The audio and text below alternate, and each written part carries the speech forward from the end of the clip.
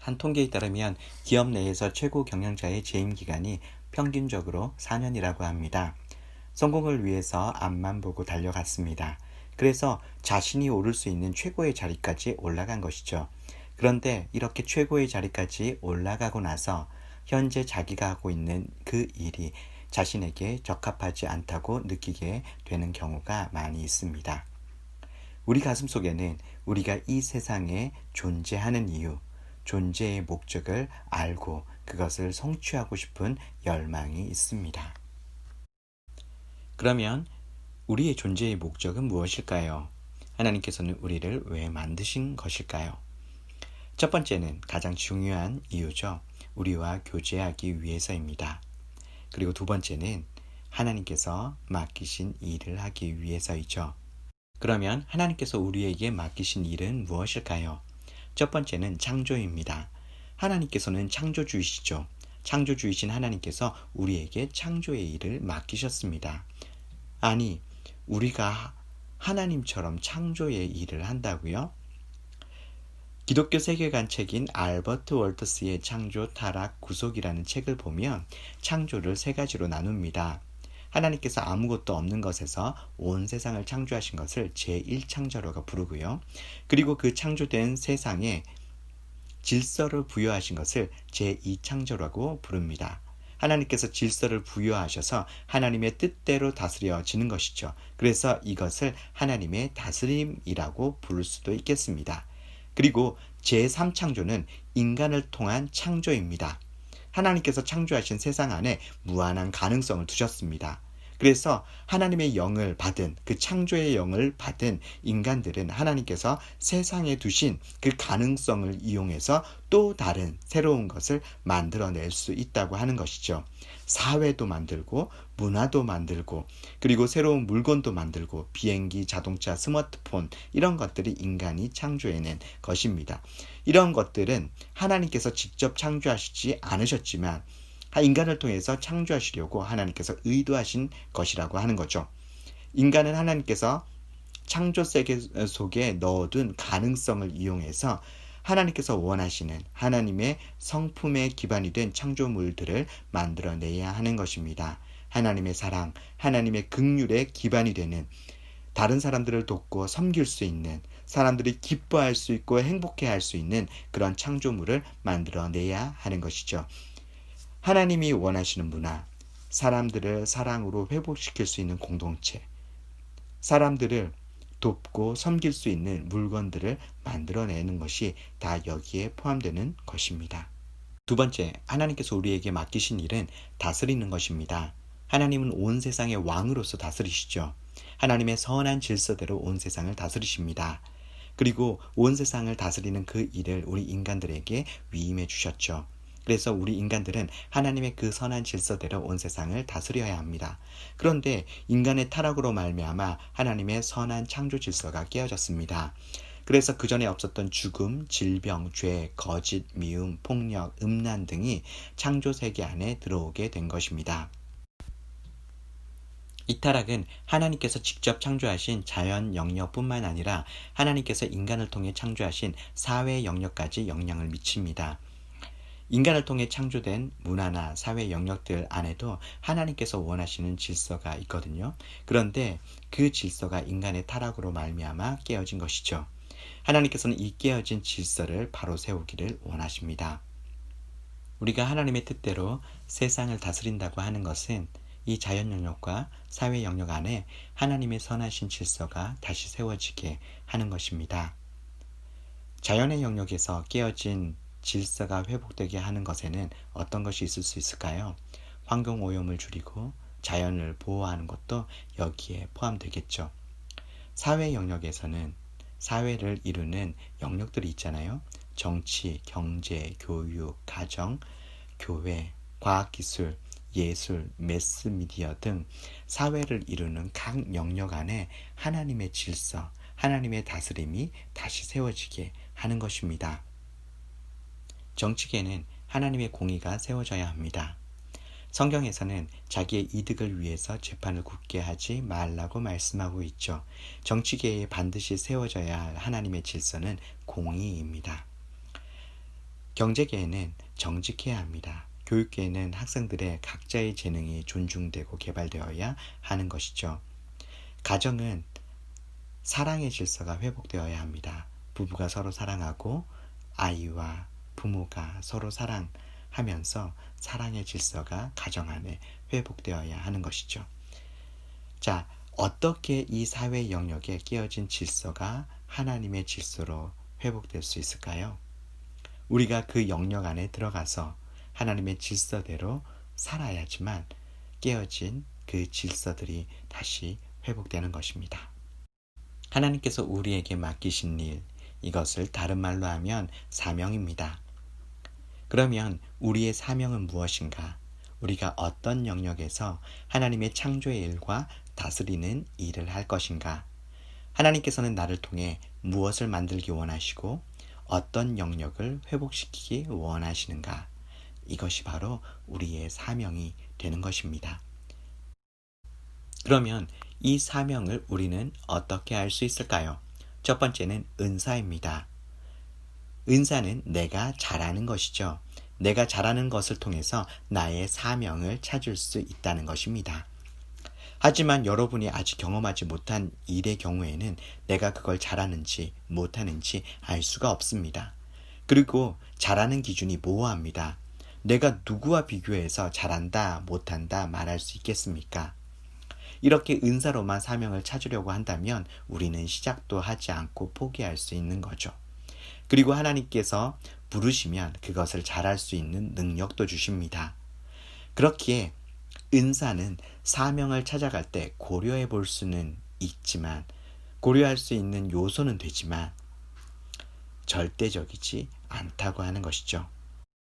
우리가 우리의 사명을 찾기 위해서 두 번째로 고려해야 할 사항은 열정입니다. 열정은 내가 좋아하는 것, 내가 하고 싶은 것, 또는 나에게 부담이 있는 것입니다. 내가 이걸 하면 너무 좋은 거 있잖아요. 또는 어떤 대상을 너무 도와주고 싶다거나 어떤 문제를 내가 너무 해결하고 싶다거나 이렇게 자꾸 나의 마음이 쓰이는 것, 이런 것이 열정입니다. 그래서 나의 마음이, 나의 열정이 거기로 자꾸 향하는 거죠. 빌립보서 2장 13절에 너희 안에 행하시는 이는 하나님이시니 자기의 기쁘신 뜻을 위하여 너희로 소원을 두고 행하게 하시나니, 하나님께서 우리를 이끄실 때 마음의 소원을 주시는 것입니다. 그것을 좋아할 수 있는 그런 마음을 주세요. 하나님께서는 하나님의 사랑하는 자녀가 기쁨으로 사명을 감당하기 원하세요. 그래서 우리 마음속에 그것을 좋아하고 하고 싶은 그런 마음을 주시는 것입니다. 이 열정은 우리가 어디에서 누구를 섬겨야 할지, 무엇을 회복시켜야 하는지를 말해주는 것입니다. 그리고 이 열정은 그 일을 할 때 여러분을 더 탁월하게 만들어 줄 것입니다. 그래서 사명을 찾아가는 데 있어서 굉장히 중요한 것이 바로 나의 열정이 어디에 있는지 아는 것입니다. 오늘 여러분들과 함께 하려고 하는 것은 여러분의 열정이 어디에 있는지 테스트를 통해서 사명선언문과 비전선언문을 작성해 보는 것입니다. 이 열정 테스트는 로리 베스 존스의 기적의 사명선언문이라는 책을 참고해서 만든 것입니다. 지금부터 열정 테스트를 시작해 볼까요? 지금 보이는 표 1에서 여러분을 흥분시키는 동사, 여러분이 좋아하는 동사 3개를 선택해 보세요. 그리고 표 2에서도 동사 3개를 선택하시고요. 표 3에서도 동사 3개를 선택해 보세요. 표 1, 2, 3에서 3개씩 총 9개의 동사를 선택했는데요. 9개 중에서 여러분이 더 좋아하는 동사 3개를 다시 선택해 보세요. 만약 지금 선택한 동사보다 더 좋아하는 동사가 있으면 그것을 3개 안에 포함시켜도 좋습니다. 자, 3개의 동사를 다 정하셨나요? 다음은 핵심 가치를 정하는 것입니다. 핵심 가치는 여러분이 가장 중요하게 생각하는 가치입니다. 핵심 가치는 죽을 때까지 간직하고 싶은 것이고 그것을 위해서는 어떤 희생도 감수할 수 있는 것이죠.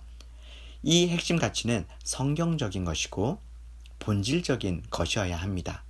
예를 들면 기쁨, 정의, 자유, 평등, 사랑, 하나님의 말씀, 하나님의 형상, 이 외에도 많이 있겠죠. 자, 이런 것들이 다 핵심 가치에 속하는 것입니다. 여러분의 핵심 가치를 2가지 정도 적어보세요. 다음은 여러분의 열정의 대상을 찾는 것입니다. 표사는 여러 그룹의 사람들인데 이 중에 관심이 가는 혹은 여러분의 열정을 불러일으키는 집단을 3개 정도 선택하세요. 그리고 표 5는 여러 이슈들, 문제들입니다. 이 이슈들 중에서 여러분에게 관심이 가는 이슈, 여러분의 열정을 불러일으키는 이슈를 3개 정도 선택해 보세요.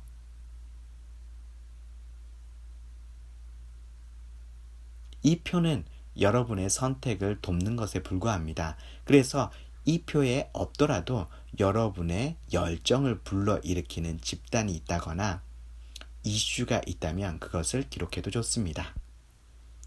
여기까지 했으면 동사 3개, 핵심 가치 2개, 열정의 대상 중에 집단 3개, 이슈 3개를 선택했을 것입니다. 그러면 이것들을 조합시켜서 하나의 문장을 만들면 사명선언문이 완성되는 것이죠. 나, 누구의 사명은 무엇을 위하여. 여기에는 열정의 대상을 쓰면 됩니다. 내가 돕고 싶은 사람들과 내게 관심 있는 이슈 중에서 선택해서 쓰면 되는 것이죠. 저의 열정의 대상은 어린이, 청년, 장년으로 선택을 했는데요. 그러고 보니까 모든 세대의 사람들인 거예요. 그래서 저는 모든 세대의 사람이라고 썼습니다. 그 다음에는 핵심 가치를 쓰는데 저는 핵심 가치로 하나님의 말씀과 사랑을 썼습니다. 그 다음에는 여러분이 선택한 동사 3개를 쓰면 되는데 제가 선택한 동사는 가르치다, 감동을 주다, 세운다 입니다. 그러면 여기에 맞춰서 문장을 자연스럽도록 쓰면 됩니다. 저는 이렇게 썼습니다.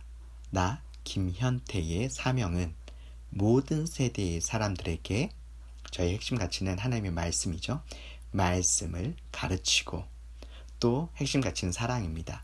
예수의 사랑으로 감동을 주어서 그들을 예수님의 제자로 세운다. 이렇게 썼습니다.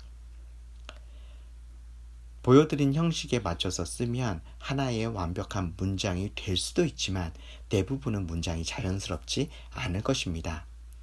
기록한 문장이 자연스럽지 않을 때에는 이 형식에 구애받지 않고 문장이 더 자연스럽도록 여러분 마음에 들도록 계속 수정해서 문장을 완성하시면 됩니다. 이렇게 하면 여러분의 사명 선언문이 만들어지는 것이죠. 그 다음으로 비전 선언문을 작성해 보도록 하겠습니다.